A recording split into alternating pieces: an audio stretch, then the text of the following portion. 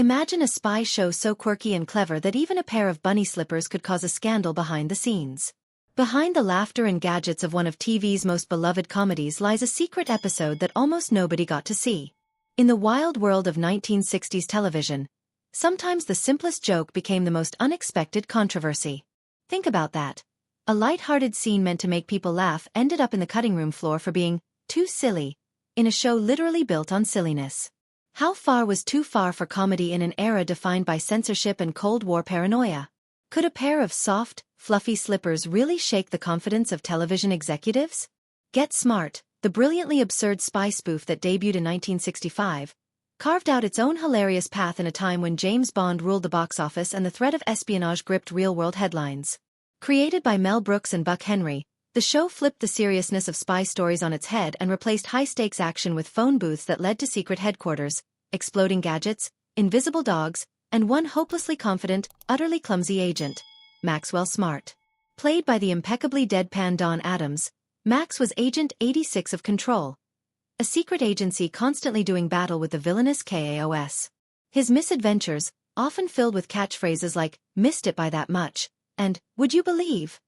made the character instantly unforgettable. But it wasn't just Maxwell Smart who made the show shine. At his side was Agent 99, played by Barbara Feldon, a calm, smart, and extremely capable agent who often saved the day while Max took the credit. For the 1960s, she was a rare gem. A female lead who wasn't just there to swoon or scream, but someone with brains, poise, and perfect comedic timing. Together, they were the heart of the show, and their chemistry, whether saving the world or fumbling through security doors, became a cornerstone of Get Smart's lasting appeal. While audiences loved the clever parody and madcap antics, what most viewers didn't see were the moments left behind, carefully cut away in studio offices far from the studio floor. One of the most fascinating of these hidden gems is the infamous bunny slipper scene. Tucked away in the second season was a gag so harmless, so delightfully absurd, it should have fit right in with Get Smart's chaotic universe. Max, completely unfazed, walks into Control headquarters wearing fuzzy bunny slippers, deadpan as ever, while his colleagues try not to burst into laughter. It was silly, yes. But that was the entire point of the show.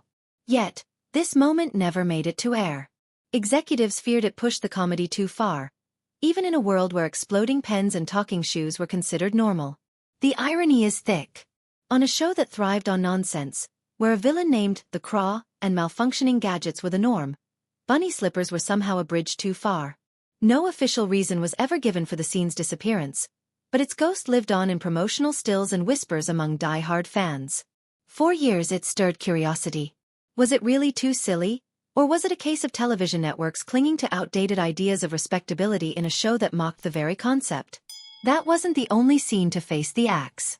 A surprisingly intimate moment between Max and 99, forced into emotional honesty by a malfunctioning cone of silence, was also cut. Fans who had long rooted for a deeper connection between the two were robbed of a rare glimpse into their personal feelings. Apparently, the scene was too romantic, a bit too heartfelt for a show built on punchlines and pratfalls. But this cut says more than just network discomfort. It reveals a tension between character development and formula, between giving the audience something meaningful and staying in the safe, comedic zone. Another scrapped gem involved Max spilling hot coffee on the chief during a high-level meeting. The chief, played by Edward Platt, always walked the tightrope between straight man and silent sufferer, enduring Max's blunders with a sigh and a clenched jaw. But the gag, where he burns in silence for the sake of diplomatic decorum, was deemed too damaging to his authority. Again, on a show where clumsiness was currency, suddenly authority had to be preserved. Then there's the confetti-filled rubber chicken. Yes, a rubber chicken that exploded into a shower of confetti. Don Adams reportedly loved it. It was meant to be a distraction tactic used by Max on a mission, something in line with the show's absurd sense of logic. But the studio thought it was too childish, too slapstick, too much. They replaced it with a more forgettable gadget that fit the tone better. Whatever that meant in a show where phone booths led to secret passages and people used their shoes to make phone calls. These moments, trimmed and tossed, hinted a version of Get Smart that was even more offbeat, even more daring. They show how even a comedy needed to be careful, navigating invisible rules about taste, decorum, and what was appropriate, even while it was poking fun at seriousness itself. In many ways, these lost scenes speak volumes. They're not just punchlines that didn't make it. They're tiny examples of how creativity often brushes up against invisible walls, even in places designed to entertain. Yet, despite these behind-the-scenes battles, Get Smart remains a cultural landmark. It wasn't just a funny show, it was a sharp satire of the spy genre, a genre that, at the time, dominated pop culture and world headlines. Where Bond had martinis and suave one-liners, Max had a shoe phone and misfired logic. And audiences loved it. Much of that success can be credited to Don Adams, whose voice alone could make a line hilarious. He didn't just play Max. He became him. His catchphrases, his stiff posture, the clueless confidence, it all added up to a character that felt both ridiculous and strangely heroic. Adams didn't create the idea of the bumbling agent, but he perfected it, and his influence stretched far beyond Get Smart. After the show ended, he voiced the animated character Inspector Gadget, whose clumsy courage felt suspiciously familiar. He also appeared in numerous commercials and TV spots, always with that unmistakable voice, carrying Max's legacy wherever he went. Barbara Feldon, meanwhile, gave Agent 99 a quiet strength that stood out. She wasn't just Max's partner. She was often the smarter one, the cooler one, and the one who actually got things done. In a time when women on TV were often sidelines or stereotypes, she was both fashionable and formidable. She brought grace to chaos, and her portrayal helped pave the way for more nuanced female characters in comedy. Other cast members added their own spice. Edward Platt's Chief, always caught between pride and panic, anchored the show's wilder moments. Bernie Koppel's delightfully evil Siegfried, Dick Gautier's lovable robot Himmy, and Robert Carvela's well-meaning Larrabee gave the series its ensemble depth.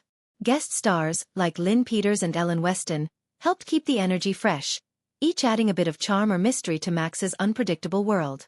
But no show, not even one as groundbreaking as Get Smart, is beyond critique. As time passed, some began to point out its reliance on recycled jokes and formulaic setups. Max's bumbling stayed funny, but rarely evolved.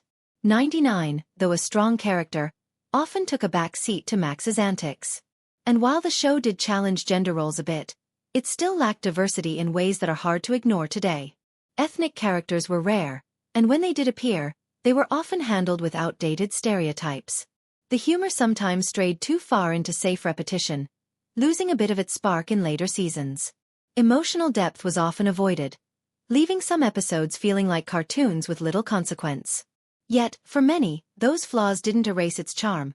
They just rounded out a fuller picture of a show navigating both its own genre and the limitations of its time.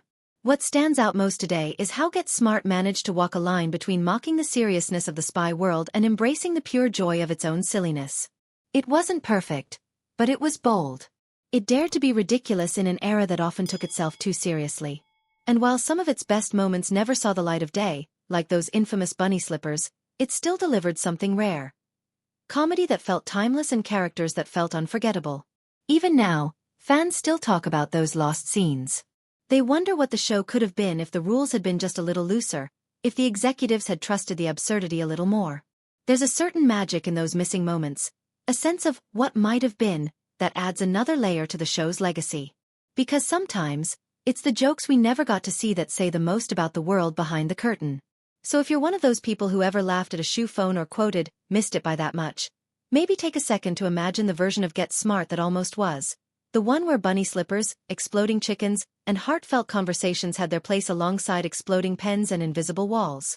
It might not have made it to prime time, but it lived on in the imaginations of fans who knew that behind every cut, there was probably a laugh that never got the chance to land. Thanks for sticking around and diving into this hidden side of a TV classic. If you enjoyed this behind-the-scenes look at the hilariously censored history of Get Smart, give this video a like, share it with fellow retro TV lovers, and don't forget to subscribe for more entertaining stories from the golden age of television. We've got plenty more laughs and lost legends coming your way.